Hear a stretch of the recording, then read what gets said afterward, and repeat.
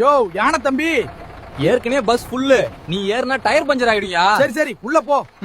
ஆனா ஒரு ஆளுக்கு 2 டிக்கெட் எடுக்கணும். யோ புலி, காலையிலே 500 ரூபாய் நீட்டுற. 5 ரூபாய் டிக்கெட்டுக்கு என்கிட்ட சில்லற இல்ல.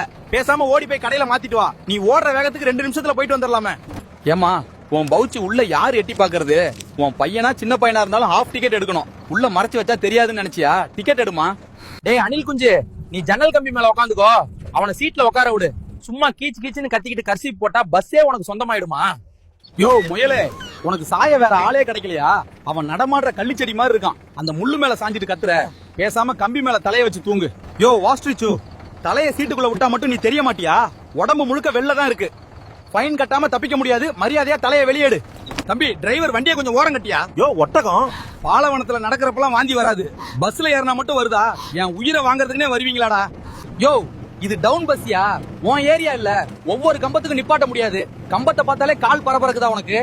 எவன்டா இந்த வேலையை பண்ணுது? இந்த நாத்த நாறுது. யோ பன்னி, நீ தானே சாப்பிட்டது சரிக்கலன்னா நடந்து வாயேன். பஸ்ஸுக்குள்ள ஏன் இப்படி உயிர்வேதி தாக்குதல் நடத்துற? ஹலோ, இது பப்ளிக் பஸ், பார்க் கிடையாது. ரொமான்ஸ் பண்ற வேலையெல்லாம் வேற எங்க வச்சுக்கோங்க. நீங்க கிஸ் அடிக்கிறதுக்கு எங்க பஸ் தான் கிடைச்சா? ஒரு வழியா எல்லாரையும் பஸ்ல இருந்து இறக்கி விட்டாச்சு. இந்த வீடியோ பிடிச்சிருந்தா பேஜ் லைக் பண்ணுங்க. உங்க ஃப்ரெண்ட்ஸ் எல்லாருக்கும் வீடியோவை ஷேர் பண்ணுங்க.